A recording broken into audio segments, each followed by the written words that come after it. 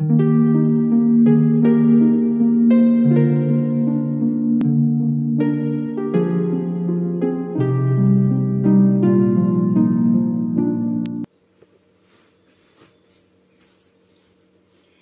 good morning students. How are you?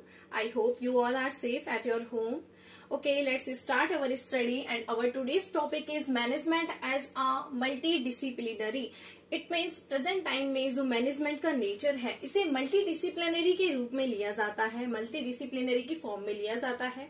ठीक है, क्यों लिया जाता है इसके लिए हमें जो है सबसे पहले डिसिप्लिन का मीनिंग जान लेना जरूरी है। What is discipline? So discipline it means every independent branch of knowledge is called discipline. ठीक है, for example arts, science, commerce and law etc.. ठीक है, अब जो हर डिसिप्लिन होती है इसका कुछ ना कुछ ऑब्जेक्टिव होता है।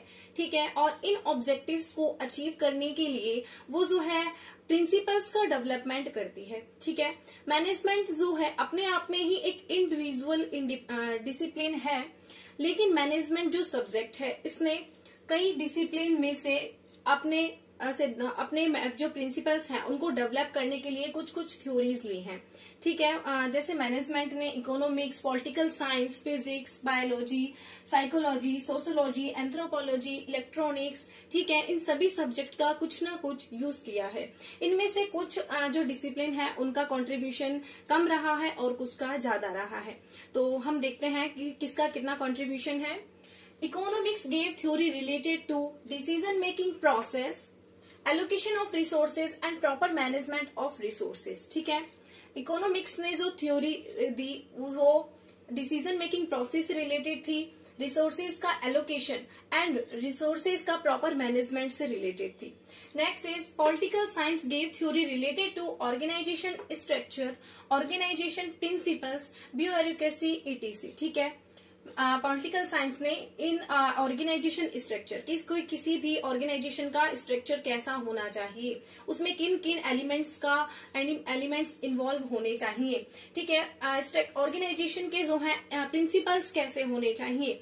ठीक है, और ब्यूरोक्रेसी इट मीन्स नौकरशाही। ठीक है, किस तरह से अपने जो है वर्कर्स से वर्क कराना है। ठीक है, इन सबसे संबंधित प्रिंसिपल्स जो हैं वो मैनेजमेंट को दिए हैं। Biology and psychology gave theory related to understanding and controlling the behavior of individual.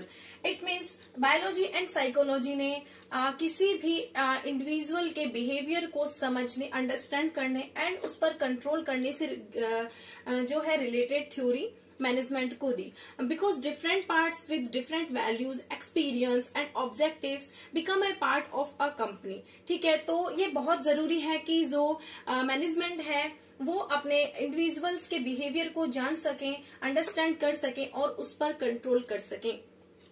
Sociology gave the theory related to the individual behaving in group and their methodology. ठीक है, बिकॉज जो management होता है उसमें हमेशा कलेक्टिव वर्क होता है, इसलिए यह बहुत जरूरी है कि इंडिविजुअल की बिहेविंग ग्रुप में कैसी होती है इसको समझना और उनकी मेथोडोलॉजी को समझना बहुत जरूरी होता है। ठीक है, anthropology gave the theory related to development of ethical values and principle related to business ethics. It means anthropology ने यानी कि मानव शास्त्र ने जो है मैनेजमेंट में एथिकल वैल्यूज क्या क्या होनी चाहिए, ठीक है, और principles related to business ethics से रिलेटेड प्रिंसिपल्स जो है मैनेजमेंट को दिए हैं।